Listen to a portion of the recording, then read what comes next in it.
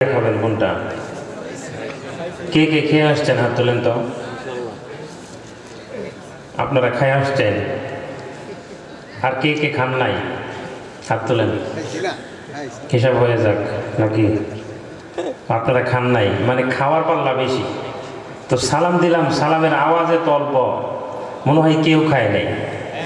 সবাই মিলে একটু সালামের উত্তরটা একটু জোরে দিব ইনশাআল্লাহ। আসসালামু আলাইকুম ওয়া রাহমাতুল্লাহি ওয়া বারাকাতুহু। কেমন আছেন আপনারা? ভালো রেখেছেন কে? জবান খুলে আওয়াজ দিয়ে ভালো রেখেছেন কে? আলহামদুলিল্লাহ। আলহামদুলিল্লাহ নাহমাদুহু ওয়া নাস্তাঈনুহু ওয়া নাস্তাগফিরুহু ونعوذ بالله من شرور أنفسنا ومن سيئات أعمالنا من يهده الله فلا مضل له ومن يضلل فلا هادي له ونشهد أن لا إله إلا الله وحده لا شريك له ونشهد أن سيدنا وسندنا وحبيبنا وحبيب ربنا وطبيبنا وطبيب قلوبنا ومولانا محمدا عبده ورسوله الذي أرسل إلى الناس كافة بشيرا ونذيرا وداعيا إلى الله بإذنه وسراجا منيرا أما بعد فقد قال الله تعالى في كلامه المجيد والفرقانه الحميد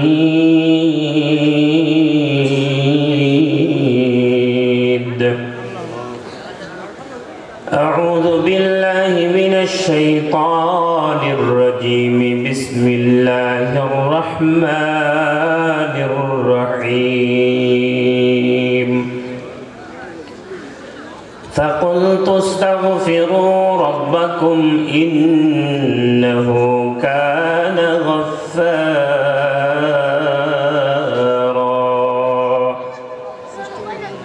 يرسل السماء عليكم مدرارا ويمددكم بأموال وبنين ويجعل لكم جنات ويجعل لكم أنهارا وقال رسول الله صلى الله عليه وسلم التائب من الذنب كمن لا ذنب له أو كما قال النبي عليه الصلاة والسلام সকলে মহব্বতের সাথে দরুদ ইব্রাহিম পড়ি। اللهم صل على محمد وعلى آل محمد كما صليت على إبراهيم وعلى آل إبراهيم إنك حميد مجيد اللهم بارك على محمد وعلى آل محمد كما باركت على إبراهيم وعلى آل إبراهيم إنك حميد مجيد بشنو حافظ بتوغيم كي قلت زالمي مانا अगर मानद शबे मानद शबे दीगर नमी मानद अगर मानद शबे मानद शबे दीगर नमी मानद गुलद गुलस्ता तज़ा गश्ता तरू तज़ा नमी मानद अगर मानद शबे दीगर नमी मानद अगर मानद शबे दीगर नमी मानद ला इलाहा सकले आवाज दिए ला इलाहा इल्लल्लाह ला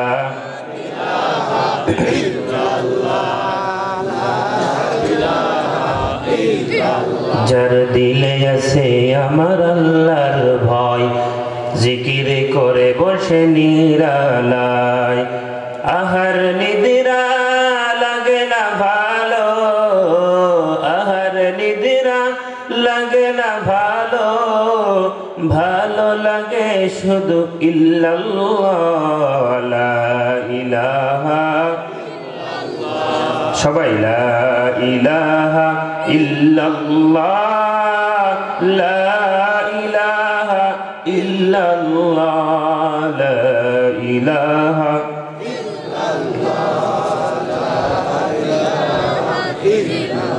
मने बड़ आशा छिलो जाबो मदीना कार कार आशा आछे हाथ तुली তাহলে আমার সাথে সবাই গাবেন ইনশাআল্লাহ কি বলেন মনে বড়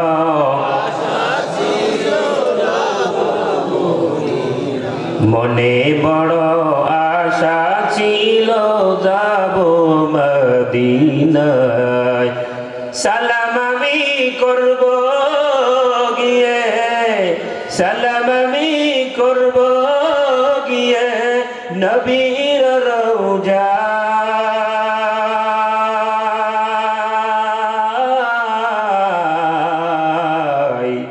মনে বড়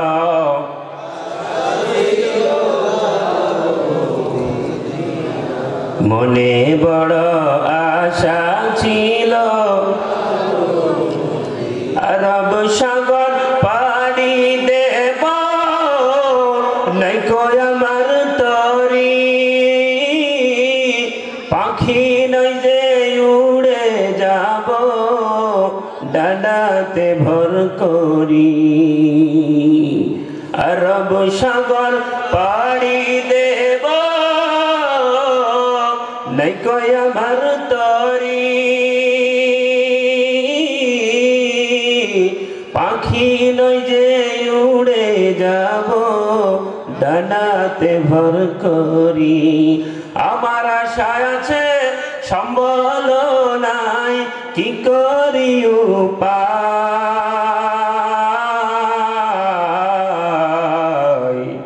মনে বড়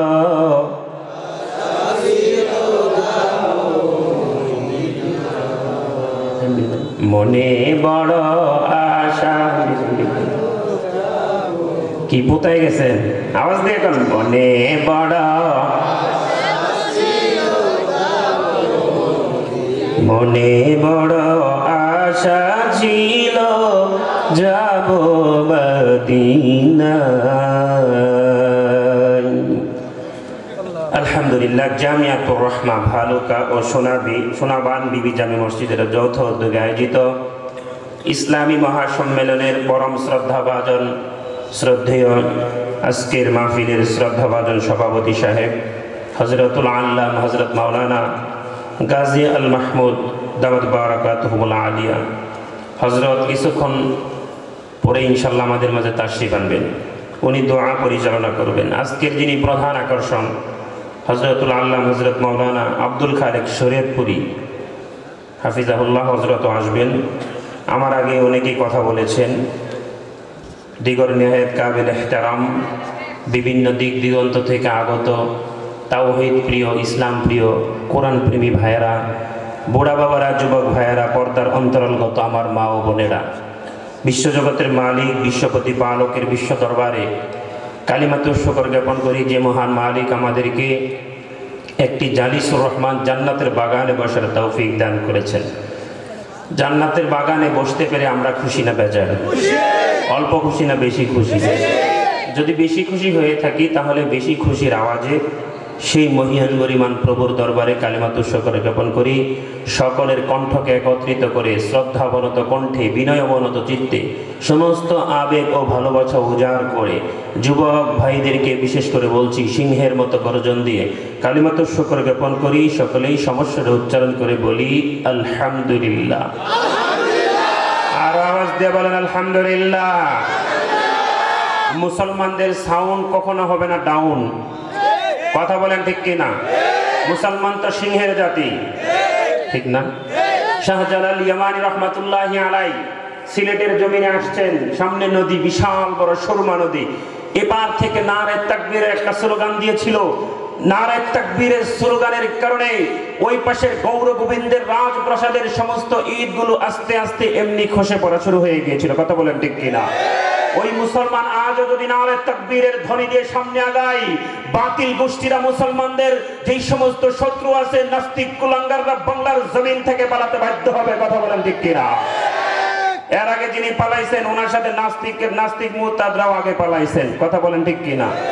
তো মুসলমান সিংহের জাতি। মুসলমানদের আওয়াজ কখনো আস্তে আস্তে হবে না, মুসলমানদের আওয়াজ হবে উচ্চ গলায়, কথা বলেন।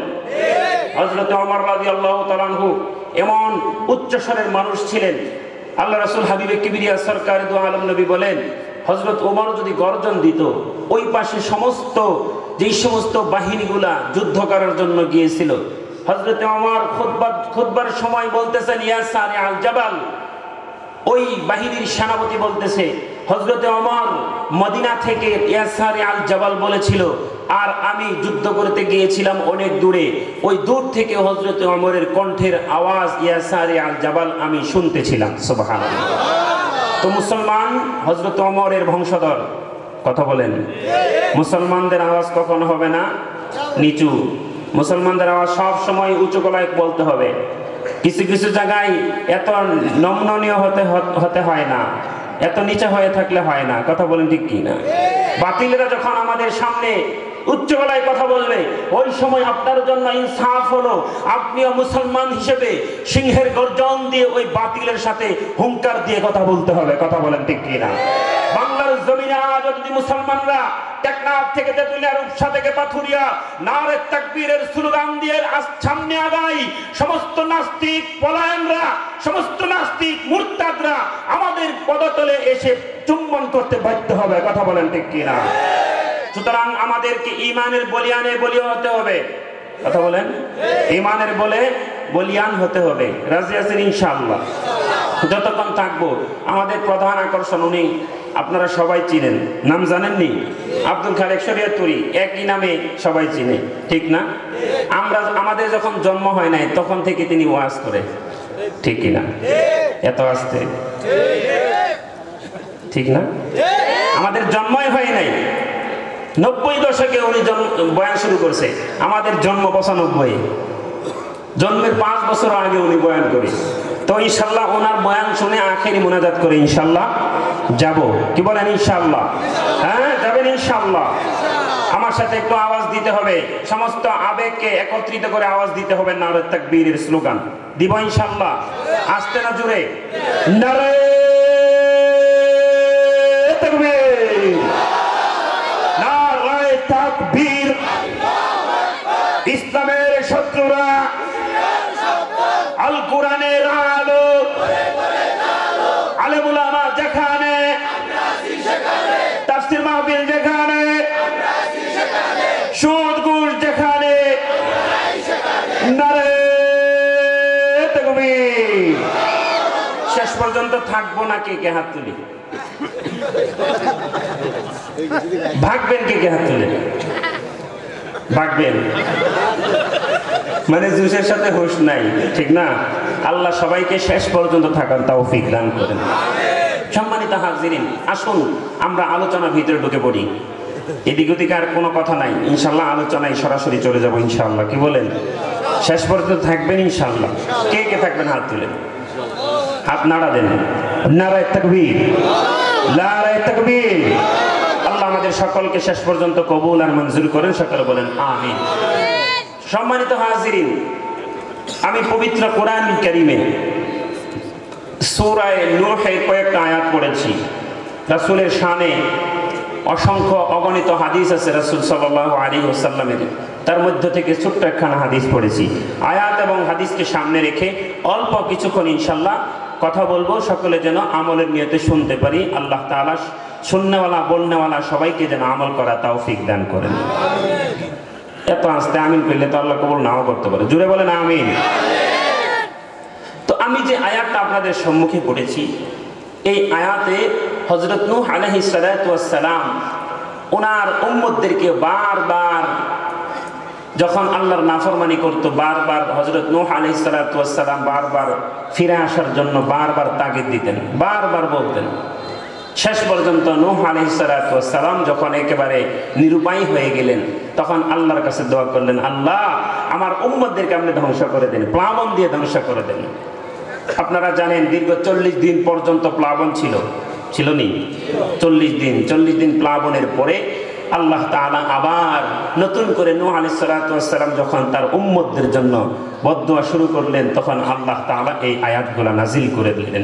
এবং আল্লাহ তাআলা এই আয়াত নাজিল করে বুঝাইতেছেন, বান্দা যদিও আয়াতটা নূহের উপর নাজিল হয়েছে, নূহ আলাইহিস সালাতু ওয়াস সালামের বারাতে নাজিল হয়েছে, কিন্তু এই আয়াতগুলিও যদি উম্মতে মুহাম্মদীয় শুনে, সমস্ত উম্মতদের আগে উম্মতে মুহাম্মদী জান্নাতে চলে যাবে। এমন একটা আমলের কথা আপনাদের সম্মুখে আলোচনা করব, যে আমলটা অল্প সময় লাগে এবং অতি ছোট একটা আমল। এই আমলটা যে ব্যক্তি করবে, আল্লাহ তাআলা তার সমস্ত গুনাহগুলোকে মাফ করে দিবেন, তার সহায় সম্পত্তির ভিতরে বরকত দান করবেন, রহমত থেকে বৃষ্টি দান করবেন। সুবহানাল্লাহ বলবেন না? সন্তানদের ভিতরে বরকত দান করবেন, তাকে আল্লাহ তাআলা তার গুনাহগুলো মাফ করে তাকে জান্নাতবাসী করে দিবেন। এই আমলটা আমাদের জানা দরকার আছে কিনা? মুসলমান বন্ধুরা রে আমার, যে আয়াতটা আমি আপনাদের সম্মুখে পড়েছি, আল্লাহ রাসূল সাল্লাল্লাহু আলাইহি ওয়াসাল্লাম বলেন, এই আয়াতের সম্মুখে একটা হাদিস আল্লাহ রাসূল বলেছেন, বান্দারে আত্তাইবু মিনাজ যামবি কামান লা যামবা লাহু। যদি কেউ এই শব্দটা পড়ে, আল্লাহ তাআলা তাকে এমন নিষ্পাপ করে দিবেন, মনে হয় নতুন শিশু জন্মগ্রহণ করলে যেমন গুনাহ থাকে না, ওই আল্লাহর বান্দা নিষ্পাপ হয়ে আল্লাহর জান্নাতের মালিক হয়ে যাবে। চিল্লায় বলেন সুবহানাল্লাহ। মুসলমান বন্ধুরা রে আমার, আল্লাহ তাআলা বলতেছেন, বান্দা ফাকুলতু আস্তাগফিরু রাব্বাকুম ইন্নাহু কানা গাফফারা ইউরসিলিস সামাআ আলাইকুম মিদরারা। আল্লাহ তাআলা বলেন, বান্দা এমন একটা আমল তোমাদেরকে বলে দিলাম, যে আমলটা করবা আল্লাহ তাআলা চিরজীবনের সমস্ত গুনাহগুলো মাফ করে দিবেন। সুবহানাল্লাহ। কালকে বললেন 1 নাম্বার চিরজীবনের গুনাহ মাফ, 5টা পুরস্কার। 1 নাম্বার চিরজীবনের সব গুনাহ মাফ। 2 নাম্বার পুরস্কার হলো আল্লাহ তাআলা বলেন, বান্দারে যে সময় তোমাদের জন্য খরা থাকবে, ওই সময় আমি আল্লাহ রহমতের বৃষ্টি দিয়ে তোমাদেরকে একদম তৃপ্তি করে দেব। সুবহানাল্লাহ। 3 নাম্বার পুরস্কার হলো আল্লাহ তাআলা বলেন, বান্দা আমি তোমার সহায় সম্পত্তির ভিতরে বরকত দান করে তোমাকে ধনী বানায় দেব। সুবহানাল্লাহ। 4 নাম্বার পুরস্কার হলো আল্লাহ তাআলা বলেন, বান্দারে একটা আমল করবা, একটা আমলের বিনিময়ে আমি তোমাকে 5টা পুরস্কারের 4 নাম্বার পুরস্কার হলো তোমার সহায় সম্পত্তির ভিতরে বরকত দান করার পরেও তোমার সন্তানাদির ভিতরে আমি আল্লাহ বরকত দান করে দেব। সুবহানাল্লাহ। 5 নাম্বার পুরস্কার হলো আল্লাহ তাআলা বলতেছেন, ওয়া জাআল লাকুম জান্নাতি ওয়া জাআল লাকুম আনহারা। আল্লাহ বলেন, বান্দারে 5টা পুরস্কারের মধ্যে শেষ পুরস্কার হলো আমি আল্লাহ তোমাকে চির সুখময় জান্নাত তোমার জন্য বরাদ্দ রাখবো। সুবহানাল্লাহ। একটা আমল করলে 5টা পুরস্কার। কয়টা? কয়টা পুরস্কার? এই আমলটা জানা দরকার আছে কিনা? জানবেন? খালি শুনবেন না, আমল করবেন। ছোট্ট আমল। আমরা জানি গোলমরিচের ঝাল বেশি, ঠিক না? গোলমরিচের ঝাল বেশি। এই আমলটা ছোট কিন্তু এর পাওয়ার অনেক বেশি। সুবহানাল্লাহ। কি আমল? যে আমলটা করলে 5টা পুরস্কার দিবেন আল্লাহ তাআলা। এত বড় আমল না, ছোট্ট একটা আমল, কিন্তু আমলটা করলে 5টা পুরস্কার। জীবনের সব গুনাহ মাফ। কি আমাদের গুনাহ নাই? গুনাহ আসেনি না? সব গুনাহ একদম প্রধানমন্ত্রী নিয়ে তারপর ইন্ডিয়া চলে গেছে। আমাদের গুনাহ কিছু আছে, আসেনি? তো আমাদের যেহেতু গুনাহ আছে, আল্লাহ বলেন একটা কাজ করবা, আমি আল্লাহ তোমার জিন্দেগির সমস্ত গুনাহগুলো মাফ করে দেব। কাজটা কি বলেই ফেলি, আর লোকায় লাভ নাই। কাজটা হলো আস্তাগফিরুল্লাহ। কি? আওয়াজ দিয়ে বলেন কি? আস্তাগফিরুল্লাহ। আল্লাহ বলেন ফাকুলতু আস্তাগফিরু রাব্বাকুম ইন্নাহু কানা গফফারা। বান্দারে আস্তাগফিরুল্লাহ বলবা, আমি আল্লাহ তোমার জিন্দেগির সমস্ত গুনাহগুলোকে মাফ করে দিব। আমলটা অনেক ছোট না বড়? একেবারে ছোট। সবাই বলেন আস্তাগফিরুল্লাহ। আওয়াজ দিয়ে বলেন না আস্তাগফিরুল্লাহ। আল্লাহ বলেন বান্দারে, এই দুনিয়ার লোকেরা শুনো, তোমরা যদি আস্তাগফিরুল্লাহ আমল করতে পারো, আমি আল্লাহ 1 নম্বর পুরস্কার হিসেবে তোমার জিন্দেগির সব গুনাহ মাফ করে দিব। সুবহানাল্লাহ। মাফ করতে পারেন কিনা আল্লাহ? ক্ষমা করার মালিককে, ক্ষমতার মালিককে, ক্ষমতা থেকে ছিনায় নেওয়ার মালিককে। তো আল্লাহ মাফ করতে পারেন কিনা? আপনারা জানেন বনি ইসরায়েলের এক বদমাশ ছিল, বদমাশের নাম হলো কিফিল। এই বদমাশের নারী লোভ ছিল, এমন কোনো অপকর্ম নাই এই বদমাশ করে নাই। এই বদমাশের নাম ছিল কিফিল। এই বদমাশ তার চাচাতো বোনের জামাই মারা যায়। চাচাতো বোন তার কাছে গিয়ে বলে, ও আমার ভাই রে, কিছু সম্পদ দাও, কিছু স্বর্ণ মুদ্রা যাও বিক্রি করে আমি আমার সন্তানাদির খাবার বহন করি।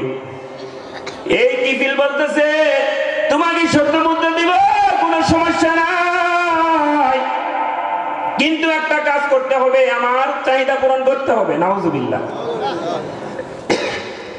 আমাদের সমাজে এরকম কিছু লোক আছে,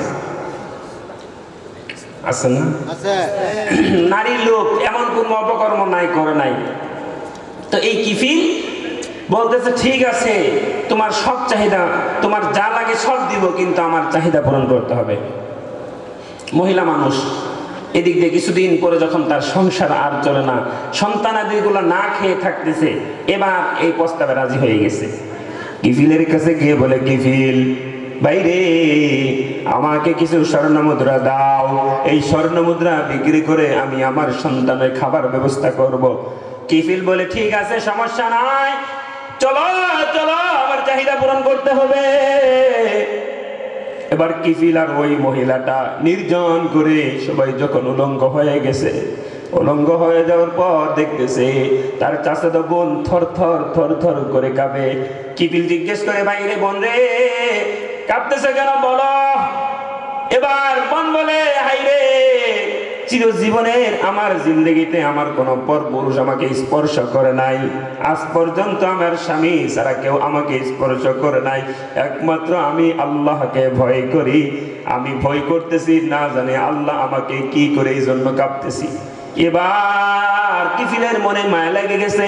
মায়া লাগার পরে কিফিল বলতেছে, যা, তোকে মাফ করে দিলাম, আর আমার চাহিদা পূরণ করতে হবে না, আমি তোকে মাফ করে দিলাম, সব স্বর্ণ মুদ্রা তোকে দিয়ে দিলাম, যা যা স্বর্ণ মুদ্রা বিক্রি করে বাজার থেকে তোর সন্তানের জন্য কিছু ব্যবস্থা কর, সব মাফ করে দিলাম।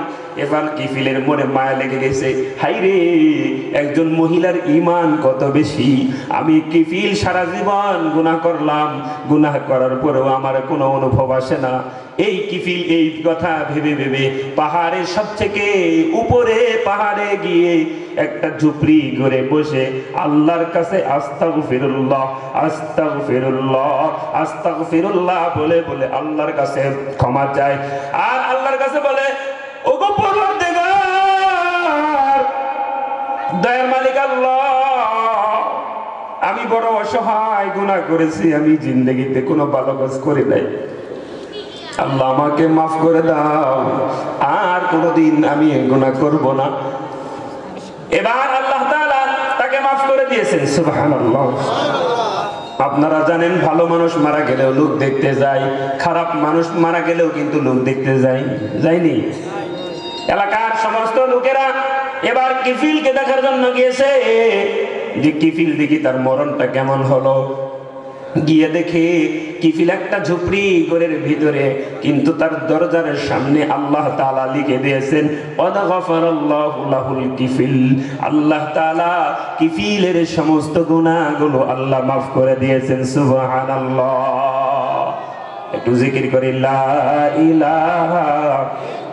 এই ভাই সামনে যারা আছো সবাই চলে আসো, জিকির করেন লা ইলাহা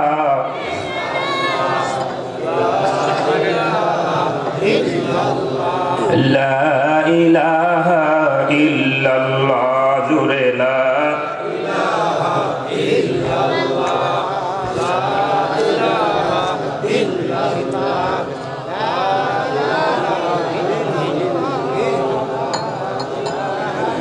লা ইলাহা ইল্লাল্লাহ মুহাম্মাদুর রাসূলুল্লাহ। সকলেই পড়ি সাল্লাল্লাহু আলাইহি ওয়াসাল্লাম। কিফিলকে আল্লাহ তাআলা মাফ করে দিয়েছেন। তার দরজার সামনে লেখা কদ গাফারাল্লাহু লাহুল কিফিল। আল্লাহ তাআলা কিফিলের জীবনের সমস্ত গুনাহগুলো মাফ করে দিয়েছেন। সুবহানাল্লাহ। তো আস্তাগফিরুল্লাহ আমল করলে আল্লাহ তাআলা তার জীবনের সমস্ত গুনাহগুলো মাফ করে দিবেন। তো আমরা এখানে আসছি আল্লাহ তাআলা ক্ষমার আশায় আসছি, কি বলে ঠিক না? এখান থেকে চলে যাব আমরা যেন নিষ্পাপ হয়ে বাড়িতে ফিরি সবাই ইনশাআল্লাহ। আল্লাহ তাআলা আমাদের সকলকে নিষ্পাপ করে বাড়িতে ফিরিয়ে দেন। সকলে বলেন আমিন। বলতেছিলাম আস্তাগফিরুল্লাহ আমল করবে কোন বান্দা যদি মায়া লাগায় আস্তাগফিরুল্লাহ পড়ে আল্লাহ তাআলা তার জীবনের এই সমস্ত গুনাহগুলো মাফ করে দিবেন। এক নাম্বার। দুই নাম্বার হলো আল্লাহ তাআলা ইউরসিলিস সামাআ আলাইকুম মিদরারা।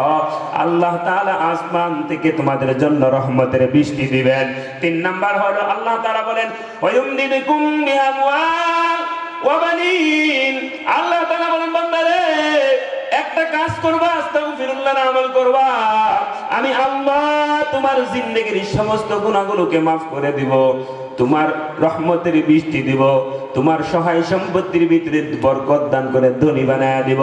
চার নাম্বার হলো আমি আল্লাহ তোমার সন্তানের ভিতরে বরকত দান করে দিব। সুবহানাল্লাহ।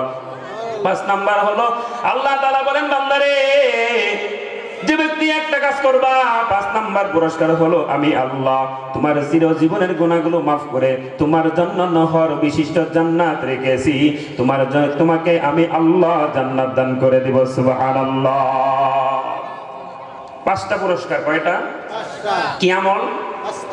সবাই বলেন আস্তাগফিরুল্লাহ। কেউ যদি মায়া লাগায় আস্তাগফিরুল্লাহ পড়ে আল্লাহ বলেন বান্দারে কেউ যদি মায়া লাগায় আস্তাগফিরুল্লাহ পড়ে আল্লাহ তাআলা তার জিন্দেগীর এই সমস্ত গুনাহগুলোকে মাফ করে দিবেন। হযরত ওমর রাদিয়াল্লাহু তাআলা একদিন বের হয়েছেন, সকালবেলা রাসূলের পিছনে ফজর নামাজ আদায় করেছেন। আল্লাহ রাসূল সাল্লাল্লাহু আলাইহি ওয়াসাল্লাম ফজর নামাজ পড়িয়েছেন। নামাজ পড়ার পরে হযরত ওমর এমন একজন শক্তিশালী মানুষ ছিলেন, হাদিসে পাওয়া যায় হযরত ওমর যে রাস্তায় চলতো শয়তান ওই রাস্তায় চলতে ভয় পাইতো। সুবহানাল্লাহ বলবেন না? শয়তান যে রাস্তায় আসতেছে দেখতেছে ওমর আসতেছে, ওই রাস্তা চেঞ্জ করে অন্য রাস্তা ধরতো। ওমরের এমন শক্তি ছিল, এমন গর্জন ছিল, আল্লাহ তাআলা হযরত ওমরের শানে 4টা আয়াত নাযিল করেছেন। সুবহানাল্লাহ বলতে মন চাই না? যুবক ভাইয়ের আওয়াজ দিয়ে বলো সুবহানাল্লাহ। তো হযরত ওমর একদিন মদিনায় ভূমিকম্প হচ্ছে,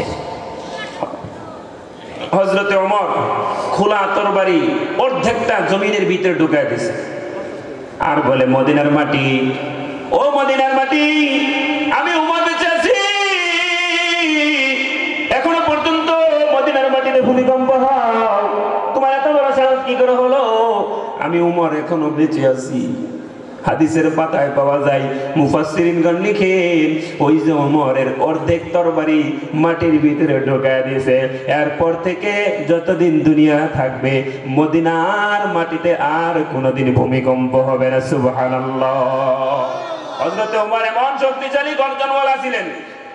হযরত ওমর একদিন বের হয়েছে, সকালবেলা নামাজ পড়ে বের হয়েছে, গিয়ে দেখে রাস্তার পাশে এক আল্লাহওয়ালা বান্দা, এক বান্দা বসে বসে করুণ সুরে কান্না করে।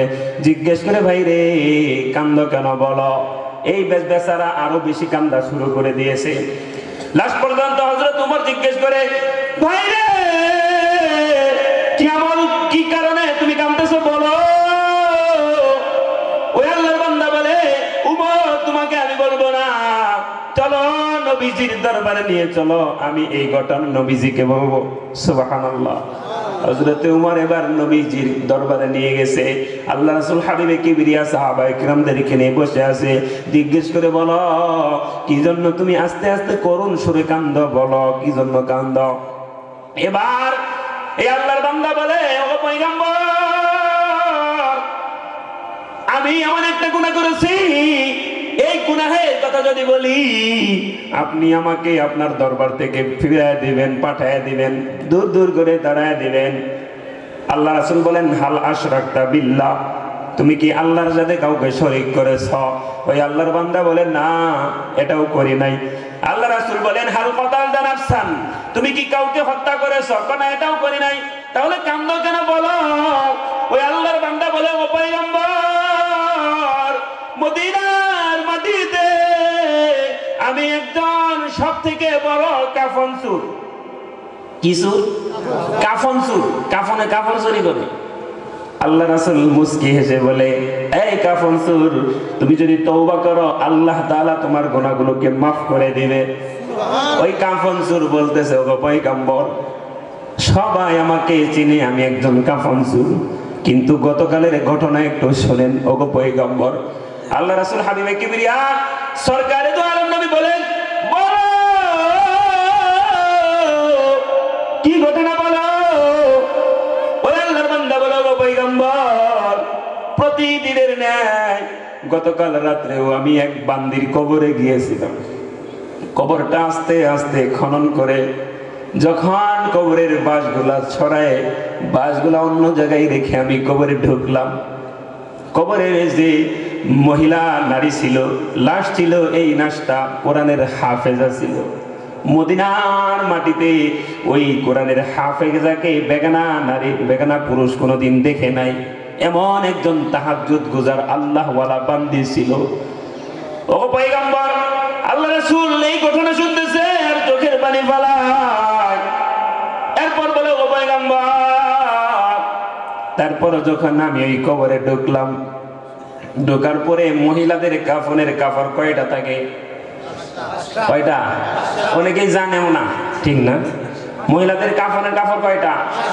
পুরুষদের 3টা। মাশাআল্লাহ, অনেকেই জানে। মাশাআল্লাহ, মাশাআল্লাহ বলেন না? এখানে অনেক আলেম ওলামারা বসে আসতে, ওনারাই বেশি বলছে। তো মহিলাদের 5টা কাপড় থাকে। আল্লাহ রাসূল সাহাবা ইকরামদেরকে এই ঘটনা শুনতেছেন, বিস্তারিত শুনতেছেন। এবার ওই আল্লাহর বান্দা বলে, ও পয়গম্বর, আমি ওই কবরে ঢুকলাম, ঢোকার পরে 5টা কাপড় আস্তে আস্তে খুলে নিয়ে আসলাম। যখন 5টা কাপড় আমি খুলছি, ও পয়গম্বর, খোদার কসম করে বলি, ওই মহিলার দিকে যখন তাকাইছি মনে হয় আসমানের পূর্ণিমার একটা চাঁদ কবরে পড়ে গেছে। আমি যখন 5 টুকরা কাপড় নিয়ে চলে আসব, শয়তান আমার মাথায় চেপে বসছে, এই কাফনের কাপড় 5 টুকরা কাপড় নিলি, কিন্তু ওই আল্লাহর বান্দিকে একবার তাকাইলি না। যদি হাতে টর্চ লাইট থাকে, টর্চ লাইট দিয়ে দেখ, মদিনা সব থেকে সুন্দরী রমণী, তাকিয়ে দেখ, তাকিয়ে দেখ। ওগো পয়গম্বর, লাস্ট পর্যন্ত আমার হাতে একটা লাইট ছিল, লাইট যখন মারলাম দেখলাম মদিনার সব থেকে সুন্দরী মহিলা। এবার শয়তান আমার মাথায় আরো চেপে বসলো। শয়তান বারবার আমাকে বলতেছে, এত সুন্দর মহিলার সাথে তুই জিনা করা ছাড়া যাস না। এবার সুবর্ণ সুযোগ, তোকে কিছুই বলবে না কারণ মৃত মহিলা। এবার ওগো আল্লাহর নবী পয়গম্বর, লাশ পর্যন্ত শয়তানের ধোঁকায় পড়ে আমি লাশ পর্যন্ত ওই মৃত মহিলার সাথে জিনায় লিপ্ত হলাম। নাউজুবিল্লাহ। ওগো পয়গম্বর, জিনার কাজ যখন সম্পন্ন করলাম, কবর থেকে উঠে আসবো, এই মুহূর্তে দেখলাম কবর থেকে যখন আমি উঠবো, কে জানি ওই মহিলার কণ্ঠে বলতেছে, এই আল্লাহর বান্দা, শেষ পর্যন্ত তুই আমাকে নাপাক করে দিলি। আল্লাহ রাসূল ঘটনাটা শুনে চোখের পানি আর ধরে রাখতে পারে নাই, চোখের পানি ফেলে ফেলে বলে, এই আল্লাহর বান্দা আর বলিস না, আমি পয়গম্বর ঠিক থাকতে পারতেছি না। এই আল্লাহর বান্দা বলে, ওগো পয়গম্বর, আমি যখন কবর থেকে উঠে আসবো, ওই মহিলার কণ্ঠের আওয়াজ আমার কানে এখনো বাজতেছে। ওই মহিলা বলতেছে, আল্লাহর বান্দা, দুনিয়াতে আমাকে কোন পরপুরুষ আমাকে স্পর্শ করে দেয়, আমি মরে গেছি, আমি লাশ হয়ে গেছি, তারপরে তুই তোর মতো নিমুখ হারাম দুনিয়াতে আর কেউ হয় না, তুই আমার সাথে জিনায় লিপ্ত হলি। এখানে তো কেউ দেখলো না, কিন্তু আল্লাহর যখন বিচার শুরু হবে, ওই সময় আল্লাহর কাঠ গড়ায় তোকে দাঁড় করাবো, তোকে জবাব দিতে হবে। ওগো পয়গম্বর, এই কথাগুলো বারবার আমার কানে এখন আমি আর কোনোভাবেই টিকে থাকতে পারলাম না। আস্তে আস্তে কবর থেকে উঠে এসে ওগো পয়গম্বর আপনার কাছে আসলাম। এবার নবী আরবি বলতেছে, এই আল্লাহর বান্দা, তুই এমন গুনাহ করেছস, তোর গুনাহ আল্লাহ মাফ করবে না, যা তুই আমার দরবার থেকে দূর হয়ে যা, তোর গুনাহ আল্লাহ মাফ করবে না। বলেন দেখি মাফ করবে কিনা আল্লাহ? একদিন নয়, 2 দিন নয়, 1 মাস নয়, দীর্ঘ 40 দিন পর্যন্ত এই আল্লাহর বান্দা গিয়ে সব থেকে উঁচা পাহাড়ে বসে বসে কাঁদতে কাঁদতে তার চোখ দুটো অন্ধ হয়ে গেছে, চোখ দিয়ে আর পানি নাই, রক্ত বের হয়। আল্লাহর কাছে বলে, আল্লাহ, আমি সব থেকে বড় গুনাহগার, একটা গুনাহ করি, কাফন চুরি করি, আবার একজন মৃত মহিলার সাথে আমি জিনায় লিপ্ত হয়েছিলাম। ওগো মালিক আল্লাহ, তুমি যদি মাফ না করো, তোমার নবী মুহাম্মদ আমাকে ফিরায় দিয়েছে, তুমি যদি মাফ না করো, আমি আল্লাহর বান্দা কোথায় যাব? একদিন নয়, 2 দিন নয়, দীর্ঘ 40 দিন পর্যন্ত আল্লাহ রাসূল হাদিসের পাতায় বলেন, দীর্ঘ 40 দিন পরে, 40 দিন পর্যন্ত কোনো ওহী আসে না। দীর্ঘ 40 দিন পরে জিবরাইল এসে আল্লাহ রাসূলকে জিজ্ঞেস করে, ওগো পয়গম্বর, আমি আপনাকে 3টা প্রশ্ন করব, উত্তর দিবেন নি? হাবিবে কিবরিয়া সরকারে দো আলম নবী বলেন, বলেন কি প্রশ্ন, আমি উত্তর দিব। জিবরাইল বলতেছে, ওগো পয়গম্বর, দুনিয়ার সমস্ত মানুষদেরকে কে সৃষ্টি করেছেন, আপনি না আল্লাহ? সব মানুষকে কে সৃষ্টি করেছেন? সব কিছু সৃষ্টির মালিক আল্লাহ। এবার পয়গম্বর বলতেছে, জিবরাইল কি বলতেছে বুঝলাম না, সবকিছুর মালিক তো আল্লাহ। 2 নম্বরে বলতেছে, ওগো পয়গম্বর, বলেন দুনিয়ার সমস্ত লোকদেরকে কে খাওয়াই বলেন? আল্লাহ রাসূল বলেন, আমাকে সহ স্বয়ং আল্লাহ সবাইকে 3 বেলা খাওয়ায়। আকাশের, বাতাসের, পাহাড়ের, পর্বতের, সাগরের সমস্ত জীব জানোয়ার গুলাকে আল্লাহ খাওয়া। এবার বলেন, ওগো পয়গম্বর, গুনাহগার ব্যক্তিকে মাফ করার মালিক আপনি না আল্লাহ? মাফ করার ক্ষমতা কার? আওয়াজ দেয়া বলেন না কার? সবাইকে মাফ করেন। ওগো পয়গম্বর বলেন, আল্লাহ রাসূল বলতেছে, জিবরাইল তুমি যে 3টা প্রশ্ন করলা, 3টা প্রশ্নেরই উত্তরে আল্লাহ, আল্লাহ মাফ করে, আল্লাহ খাওয়ায়, আল্লাহ সৃষ্টি করেছে। আল্লাহ রাসূলকে এই কথা শোনার পরে জিবরাইল দেখে রাসূলের চোখ দিয়ে পানি বের হয়। জিবরাইল জিজ্ঞেস করে, ওগো পয়গম্বর কাঁদেন কথা বলেন? আল্লাহ রাসূল হাবিবে কিবরিয়া বলে, জিবরাইল ভাই, আজ 40 দিন পর্যন্ত কোনো ওহী আসে না, মনে হয় আল্লাহ আমার উপর নারাজ হয়েছে। এবার জিবরাইল বলতেছে, ওগো পয়গম্বর, দীর্ঘ 40 দিন আগে আপনি এক বান্দাকে ফিরাই দিয়েছিলেন, ওই বান্দাকে পাহাড় থেকে ধরে আনেন। আল্লাহ রাসূল হাবিবে কিবরিয়া সাহাবায়ে কিরামদেরকে পাঠিয়ে দিলেন, যাও যাও অমুক পাহাড়ের উঁচায় এক আল্লাহর বান্দা আছে, তাকে ধরে আনো। সবাই মিলে ধরে আনলো। আনার পরে বলতেছে, আমার ভুল হয়েছে, তুমি এত বড় গোড়া করেছো, মৃত মহিলার সাথে জিনা করেছো, কাফন চুরি করো, এটাও একটা বদ অভ্যাস, আবার মৃত মহিলার সাথে জিনা করেছো, তুমি এমন তওবা করেছো, একদিন নয়, 2 দিন নয়, 1 মাস নয়, দীর্ঘ 40 দিন পর্যন্ত আস্তাগফিরুল্লাহ বলেছে, তওবা করেছে। পয়গম্বর আরবি বলেন, তুমি যেহেতু 40 দিন পর্যন্ত এমন তওবা করেছো, তওবার খাতিরে আল্লাহ তোমার জিন্দেগীর সমস্ত গুনাহগুলো মাফ করে দিয়েছেন। সুবহানাল্লাহ। মৃত মহিলার সাথে জিনা করেছো, সব গুনাহ আল্লাহ মাফ করে দিয়েছেন, সব গুনাহ মাফ।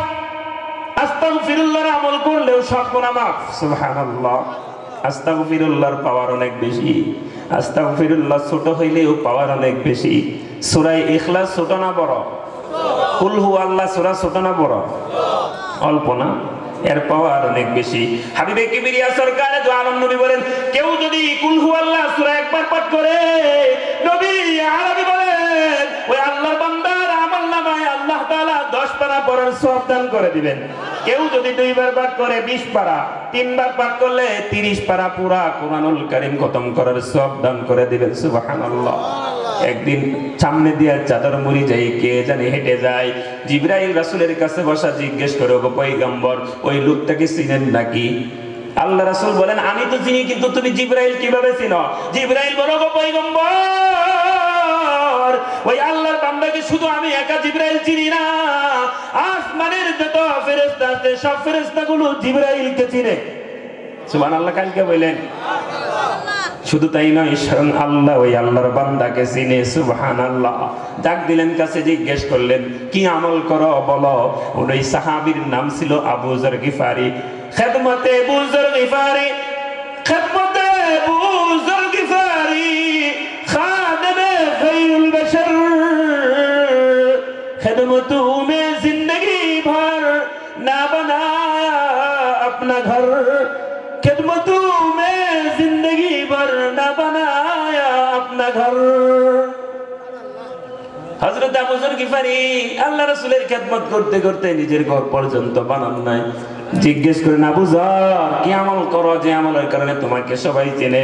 আবু যর বলে, ওগো পয়গম্বর, বেশি কিছু আমল করতে পারি না, যখনই সুযোগ হয় তখনই আমি সূরা ইখলাস পাঠ করি। সুবহানাল্লাহ।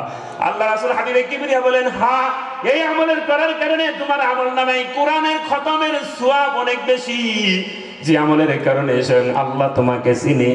আমলটা ছোট, কিন্তু এর পাওয়ার অনেক বেশি। কথা বলেন ঠিক কিনা? শেষের দিকে চলে আসছে।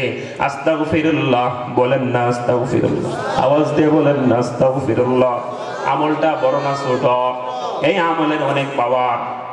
ইমাম আহমদ ইবনে হাম্বল রাহমাতুল্লাহি আলাইহি একদিন দিনের কাও দাওয়াত দেওয়ার জন্য গিয়েছেন। সারা দিন দাওয়াত দিয়েছেন। দাওয়াত দেওয়ার পরে ইমাম আহমদ ইবনে হাম্বল মসজিদে থাকবে। মসজিদের মুয়াজ্জিন খাদেম না চিনার কারণে তাকে বের করে দিয়েছে। না চিনলে তো বের করে দেওয়ারই কথা। ইমাম আহমদ ইবনে হাম্বল আর পরিচয় দেয় নাই। না পরিচয় দিয়ে বাজারের মাঝখানে, প্রচন্ড শীতের রাত, বাজারের মাঝখানে দাঁড়িয়ে আছে। অনেক সময় দেখা যায় অনেক দোকান সারা রাত খোলা থাকে, থাকেনি? কথা কন না, থাকে নাকি? সিস্টুর বাজারে অনেক দোকান সারা রাত খোলা থাকে, থাকেনি? পুরা বাজারের মধ্যে কয়েকটা দোকান খোলা থাকে। এক রুটি বানানেওয়ালা দোকান খুলে রুটি বানায়, আর দেখে এক আল্লাহর বান্দা বাজারের মাঝখানে থরথর করে কাঁপে। ডাক দিলেন, ও আল্লাহর বান্দা, আমার দোকানের কাছে আসেন, আমি রুটি বানাইতেছি, রুটির তাওয়ার কাছে আসেন, একটু আপনি শীতকে দূরে দেন। এই আল্লাহর বান্দা কাছে এসে চুলার কাছে চলে আসছে। দেখে ওই রুটি বানানেওয়ালা রুটির খামিয়া বানায়, তবুও পড়ে আস্তাগফিরুল্লাহ। কি পড়ে? আওয়াজ দিয়ে বলেন না, কি পড়ে? রুটির খামিয়া বানায়, তবুও পড়ে আস্তাগফিরুল্লাহ। রুটি তাওয়ায় দেয়, তবুও পড়ে আস্তাগফিরুল্লাহ। রুটি উঠাই তবুও পড়ে আস্তাগফিরুল্লাহ, কি পড়ে? রুটি প্যাকেট করে তবুও পড়ে, কি পড়ে? আস্তাগফিরুল্লাহ।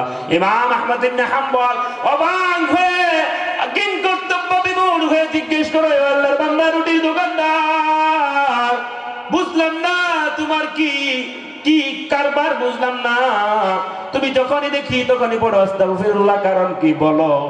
রুটি বানানোওয়ালা বলে, ও আল্লাহর বান্দা মুরব্বি শুনেন, আমি আস্তাগফিরুল্লাহর পাওয়ার পেয়েছি, আমি আস্তাগফিরুল্লাহ পড়ে যা আমল করেছি তার পাওয়ার, যা চাইছি আল্লাহ তা সব পূরণ করে দিয়েছেন, সুবহানাল্লাহ। এবার ইমাম আহমদ ইবনে হাম্বল জিজ্ঞেস করে, বুঝলাম তুমি আস্তাগফিরুল্লাহ পড়ে যা চাইছো সব পাইছো, তবু ওর কেন আস্তাগফিরুল্লাহ পড়ো? এই আল্লাহর বান্দা রুটি দোকানদার বলে, ও আল্লাহর বান্দা শুনো, আমার শেষ ইচ্ছা হলো মরণের আগে যেন একবার হলেও ইমাম আহমদ ইবনে হাম্বলকে দেখতে পায়। সুবহানাল্লাহ বলেন। ইমাম আহমদ ইবনে হাম্বল বলে, এই রুটির দোকানদার আমার চেহারার দিকে তাকা, দেখ আমি হলাম যুগের একজন ইমাম, ইমাম আহমদ ইবনে হাম্বল রাহমাতুল্লাহি আলাইহি। তুই আস্তাগফারের পাওয়ার আমাকে তোর দোকান পর্যন্ত এনে দিয়েছেন, সুবহানাল্লাহ। এবার এই রুটির দোকানদার ইমাম আহমদ ইবনে হাম্বলকে বুকে জড়ায় নিছে, কপালে একটা চুমু দিয়েছে আর বলে, ওগো ইমাম আহমদ ইবনে হাম্বল, আস্তাগফিরুল্লাহ পড়ে জীবনে যা চাইছি সব পাইছি, আস্তাগফিরুল্লাহ পড়ে আপনার যুগের একজন ইমাম, ইমাম আহমদ ইবনে হাম্বলের চেহারা দেখতে চাইছি, আস্তাগফিরুল্লাহর বরকতে আল্লাহ তাআলা আমাকে এই শেষ ইচ্ছাটাও পূরণ করে দিয়েছেন, সুবহানাল্লাহ। এই জন্য আস্তাগফিরুল্লাহ যদিও আমল ছোট, কিন্তু তার পাওয়ার অনেক বেশি, কথা বলেন ঠিক কি না? করা যাবে ইনশাআল্লাহ? আস্তাগফিরুল্লাহ আমল করা যাবে ইনশাআল্লাহ? কে কে করবেন হাত তুলেন, নারা দেন। কি আমল করব? মুখে আওয়াজ দিয়ে উচ্চ উচ্চ আওয়াজে বলেন, কি আমল করব? আওয়াজ দিয়ে বলেন, কি আমল করব? আস্তাগফিরুল্লাহ, আস্তাগফিরুল্লাহ করব ইনশাআল্লাহ। আমি যেখানেই থাকি আস্তাগফিরুল্লাহ আমল করা যাবে না ইনশাআল্লাহ? ওই রুটির দোকানদার রুটি উঠাইতে বড় আস্তাগফিরুল্লাহ, রুটি তাওয়াত দিতে বড় আস্তাগফিরুল্লাহ, আপনি যখন একটা ধান লাগাবেন তখনও পড়বেন আস্তাগফিরুল্লাহ, পড়া যাবে ইনশাআল্লাহ। প্রতি পান বানায় দিবেন তবুও পড়েন, কি পড়বেন? করা যাবে ইনশাআল্লাহ। এই একটা আমলের কারণে আল্লাহ তাআলা পুরা জিন্দেগির সমস্ত গুনাহগুলোকে মাফ করে দিবেন, সুবহানাল্লাহ। করা যাবে ইনশাআল্লাহ। আল্লাহ আমাদের সকলকে তৌফিক দান করেন, ইস্তিগফারের উপর আমল করা সকলকে তৌফিক দান করেন, আমিন। ওয়া আখিরু দাওয়ানা আনিল হামদুলিল্লাহি রাব্বিল আলামিন। আসসালামু আলাইকুম। আলহামদুলিল্লাহ, শুনছিলাম জ্ঞান গর্ব আলোচনা। আল্লাহ তাআলা আমাদেরকে দ্বীনের উপর চলার জন্য তৌফিক দান করুন, সকলে বলে আমিন। আরো জোরে বলে আমিন। সম্মানিত হাজিরিন, সকলের জন্য খুশখবরি শোনাচ্ছি। আজকের এই মাহফিলের প্রধান আকর্ষণ, প্রধান মেহমান, প্রধান আলোচক প্রখ্যাত আলেম দ্বীন হযরত মাওলানা আব্দুল খালেক শরীফ দামাত বারাকাতুহুম। হযরতের কথা হয়েছে, হযরত মাওলানার কাছাকাছি চলে আসছে, মাওলানার কাছাকাছি হয়তো চলে আসছে, হয়তো বা 20 মিনিটের মধ্যে আমাদের মাঝে তাশরীফ আনবে ইনশাআল্লাহ। যদি স্কয়ারের জ্যাম না থাকে, স্কয়ার বাজারে যদি জ্যাম না থাকে, তাহলে আমরা হযরতকে 11টার পূর্বেই তুলব ইনশাআল্লাহ। সকলে বলে আলহামদুলিল্লাহ, আর জোরে বলে আলহামদুলিল্লাহ। সম্মানিত হাজিরিন, আজকের এই মাহফিলে এসে আপনারা খুশি না বিরক্ত? খুশি না বিরক্ত? রাসূলুল্লাহ সাল্লাল্লাহু আলাইহি ওয়াসাল্লামের একটি হাদিস শুনি আমরা। রাসূল সাল্লাল্লাহু আলাইহি ওয়াসাল্লাম বলেন, যে জায়গার মধ্যে আল্লাহ এবং তার রাসূলের আলোচনা হয়, যে জায়গার মধ্যে কোরআন ও হাদিসের আলোচনা হয়, দ্বীন এবং ইসলামের আলোচনা হয়, আল্লাহ তাআলা সেই জায়গাকে জান্নাতের বাগান বানিয়ে দেন। বুঝে থাকলে বলুন, আপনারা জান্নাতের বাগানের মধ্যে আছেন না জাহান্নামে আছেন? জান্নাতের মধ্যে আছেন না জাহান্নামে আছেন? মেরে মুহতারাম ভাই, দোস্ত আজিজো, এইজন্য সম্মানিত এলাকাবাসী সকলকে উদারতা আহ্বান জানাচ্ছি, এক টুকরো জান্নাতের বাগানে সকলকে বসার জন্য আহ্বান জানাচ্ছি। এখনো যারা এদিক সেদিক ঘোরাফেরা করছি, বাহিরে দাঁড়িয়ে আছি, আমরা এদিক সেদিক ঘোরাফেরা না করে, বাহিরে দাঁড়িয়ে না থেকে, চাষটল্লে বাজারে আড্ডা না দিয়ে জামিয়াতুর রহমা বালুকা মাদ্রাসার বার্ষিক ওয়াজ মাহফিলে অংশগ্রহণ করি। সম্মানিত হাজিরিন, ইতিমধ্যে আমাদের মাঝে উপস্থিত হয়েছেন আজকের এই মাহফিলের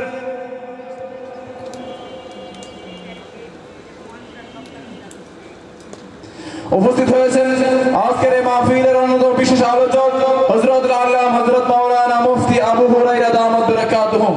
হযরতের বয়ানের পূর্বে শুভেচ্ছা বক্তব্য প্রদান করবেন অত্র জামিয়াতুর রহমা বালুকা মাদ্রাসার পূর্বে যিনি পরিচালনার দায়িত্ব ছিলেন হযরত মাওলানা আবু মুহাম্মদ আব্দুল কাইয়ুম দামাত বারাকাতুহুমকে শুভেচ্ছা বক্তব্য প্রদানের জন্য অনুরোধ জানাচ্ছি। السلام عليكم ورحمة الله وبركاته.